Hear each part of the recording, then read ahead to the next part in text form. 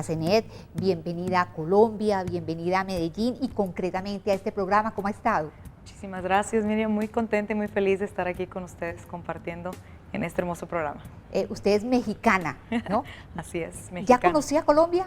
No, esta es la primera vez que estamos por acá y muy contenta. Bueno, con sinceridad, y qué pena que la haya interrumpido, con sinceridad, ¿qué opinión tenía antes de nuestro país y qué opinión se va a llevar? Qué curioso, bueno, cuando uno escucha acerca de muchos países, ¿verdad? Pero especialmente de Colombia, uno escucha mucho de la cuestión de los problemas, de la política, de la cuestión, bueno, voy a mencionar lo de la guerrilla y todo eso, y a uno como que le entra el miedo de visitar, pero bueno, bendito sea el Señor, ahora que hemos estado aquí, sinceramente es maravilloso ver a la gente en la calle con esa confianza, con esa tranquilidad, y decir, bueno, en realidad lo que dicen las noticias es una parte, pero ya cuando uno está aquí es maravilloso.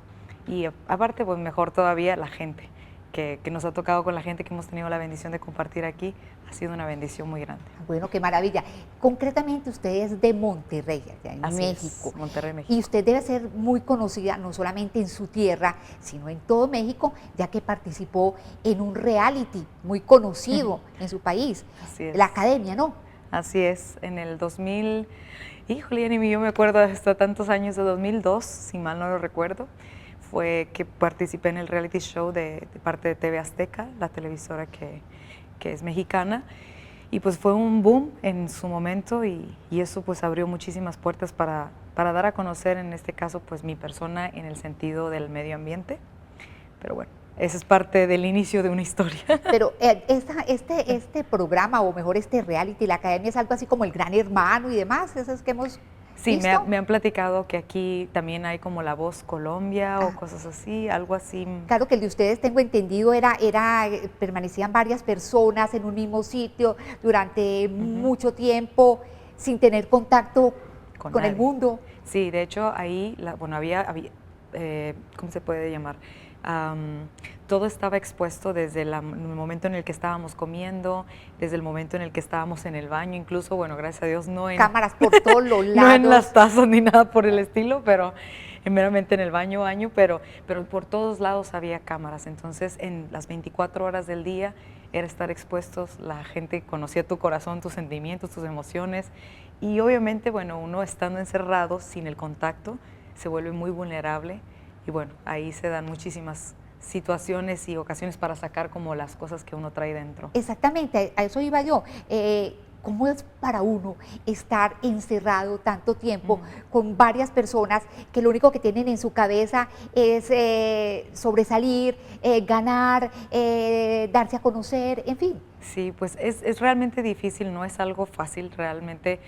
Uno pues bueno, se va al sueño, pero jamás te imaginas que eso realmente es como una especie de experimento en el que uno, bueno, ya cuando conoces, la gente tiene como, los maestros tienen como un interruptor, nosotros le decíamos un chicharito, por así decirlo, y ahí se manejan mucho las emociones. Dile esto, dile aquello, porque van conociendo lo que nosotros vamos expresando, de lo que hemos pasado, de lo que hemos vivido, entonces realmente todo se va exponiendo y como que es tocar siempre la herida. Y pues uno se la pasa, a mí me daba mucha risa porque siempre decían, bueno, ¿y ustedes por qué siempre se la pasaban llorando ahí adentro? Y digo, es que en realidad te tocan siempre donde más te duele.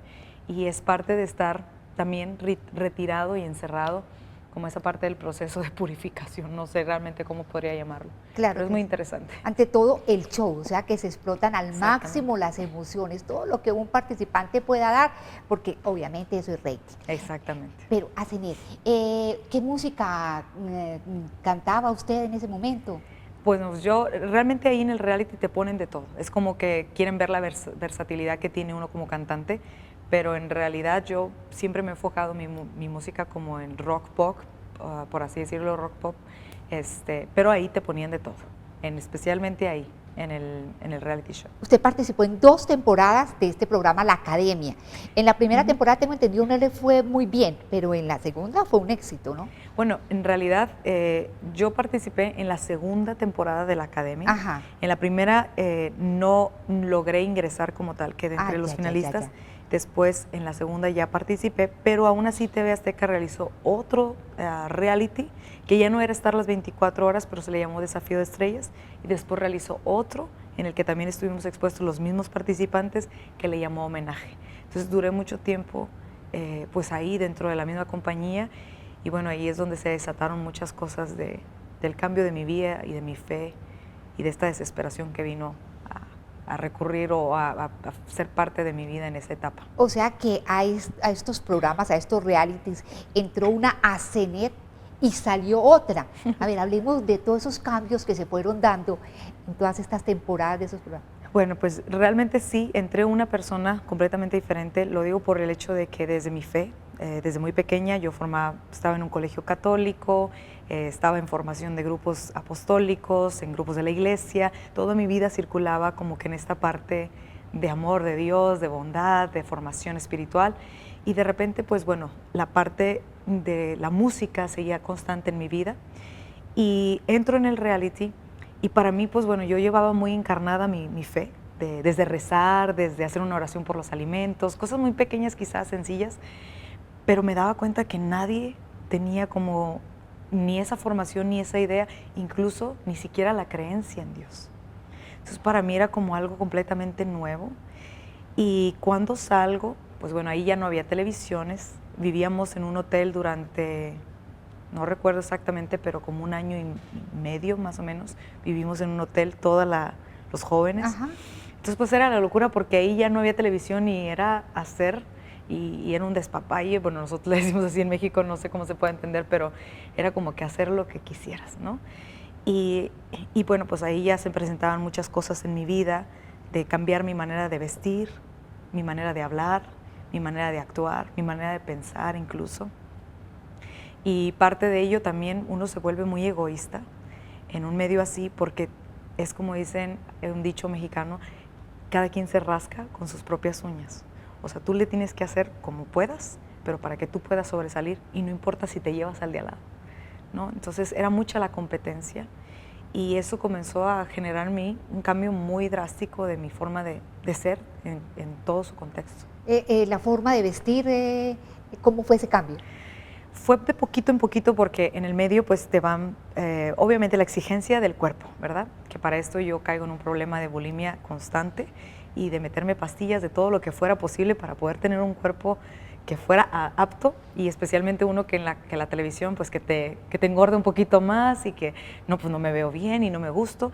Y entonces, bueno, pues te van haciendo que el cuerpo sea formado. Después era como que, bueno, pues un poquito más cortita la falda, bueno, un poquito más chiquita, bueno, la blusa más cortita, bueno, un poquito más chiquita. Entonces ya era casi que Muestre salir más, muestre en más, bikini. muestre más. Sí, no, completamente. Y te vas prestando por el hecho de que también te dice un dicho allá mexicano, dice, el que no enseña, no vende. Y entonces te das cuenta que si tú no te prestas a eso, le ponen atención a la que sí, aunque no cante, por así decirlo, pero y entonces tú dices, pues yo aunque cante, pero pues no me pelan, pues bueno, pues voy a usar una faldita más cortita. Entonces se va haciendo una obsesión muy grande en ese sentido, con tal de tratar de sobresalir. También hubo un cambio en el vocabulario, ¿no? Sí, muy grande, porque, bueno, digámoslo así, la vulgaridad, porque no era tanto el contexto de... Porque ahora uno que he viajado a tantos países, te das cuenta que una palabra aquí significa una cosa allá, y lo que significa allá no tiene nada que ver aquí, pero era más como esa expresión siempre vulgar, de prestarme también al juego, de querer agradar al grupo de personas con los que estaba.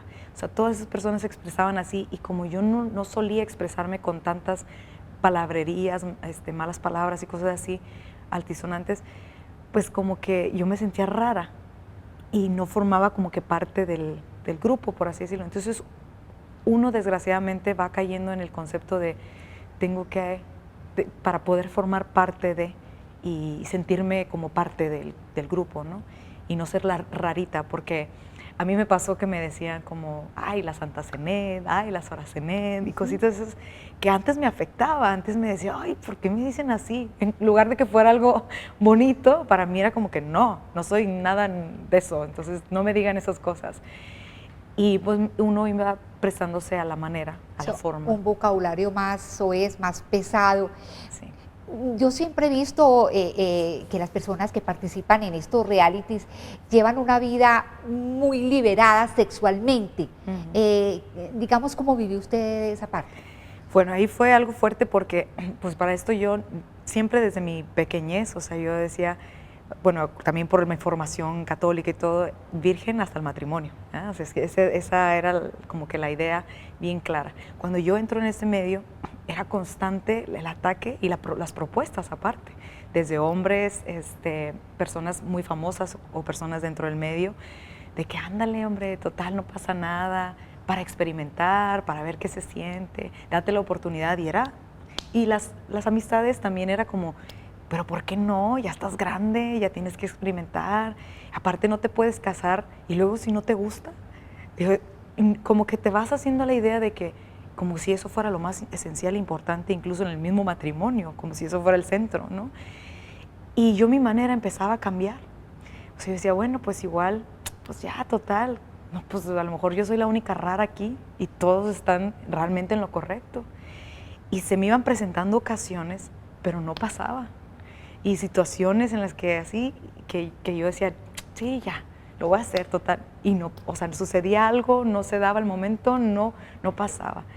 Y algo muy bonito que yo le agradezco infinitamente al Señor, a raíz de toda esta parte y de este proceso, le agradezco que me haya permitido permanecer virgen y que haya sido, pues yo ya estoy casada, y que haya sido mi entrega con mi esposo, y que sé que solamente es una gracia de Él porque por la presión que yo viví y la forma en la que me llegué a mi mente, yo sé que yo hubiera traicionado fácilmente esta gracia.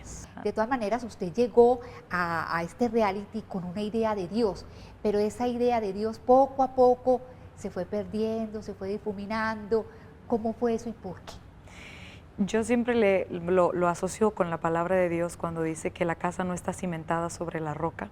Venían las torrentes, venían los fuertes vientos, venía el agua y se la lleva, ¿no? Yo, pese a que conocía de Jesús, lo voy a decir de esa manera, conocía mucho de Jesús, mas no conocía a Jesús. O sea, uno conoce y ha escuchado tanto del poder de un Dios vivo, mas no conoce el poder de ese Dios que está vivo. Y entonces en mi vida había tenido formación de catequesis, formación de doctrina de la iglesia, formación de tanto, pero no es como esa parte de, no de un encuentro que se queda en un momento, sino de un aquí para siempre. Un Señor, sé que estás aquí y sé que cuento contigo de aquí al resto de mi vida.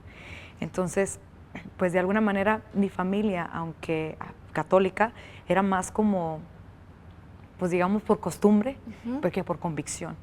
Y entonces, aún así, yo tenía muchas cosas arraigadas y eso me ayudó a mantener ciertas dificultades que vivía dentro del medio artístico, donde yo también era sometida como que, ay, no, creo que esto no está del todo bien, o ya con esto ya me estoy pasando, especialmente en la vida de mentira, de egoísmo, de soberbia, de vanidad.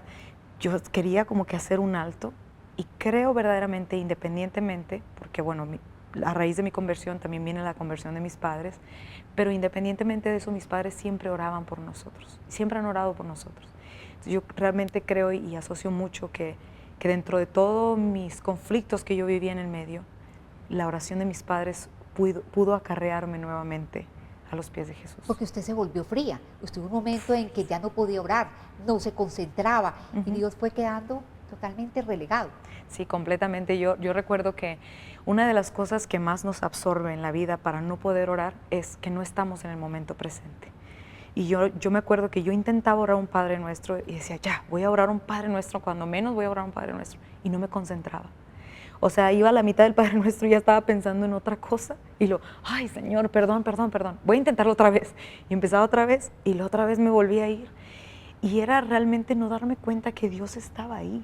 Pero era como cuando dice la palabra de Dios que este es mi Hijo amado, dice Papá Dios, escúchenlo.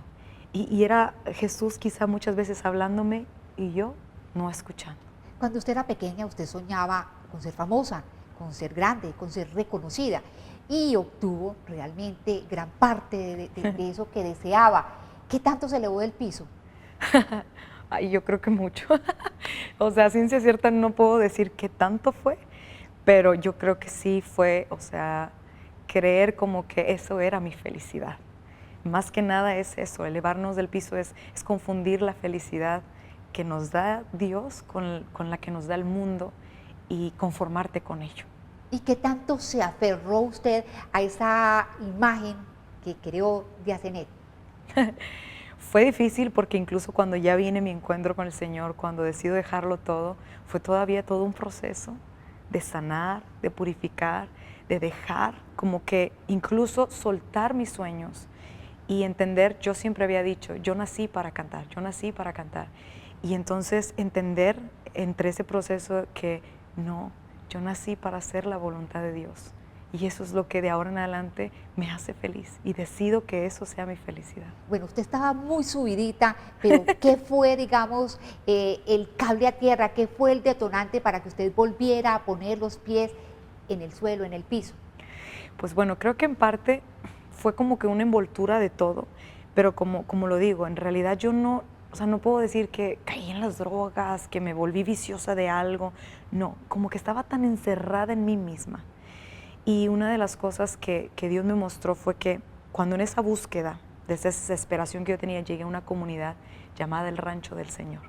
Pero no se me adelante, no se me adelante, que Que voy a todavía hay llegar mucha más historia rápido. por allá. Antes, cuéntenos de esa enfermedad en el estómago que la hizo a usted reflexionar sobre muchas cosas de su vida. Bueno, pues eso parte yo creo que bendición del Señor, porque cuando yo me enfermo de mi problema de mi estómago, me Helicobacter. hacen Helicobacter pylori.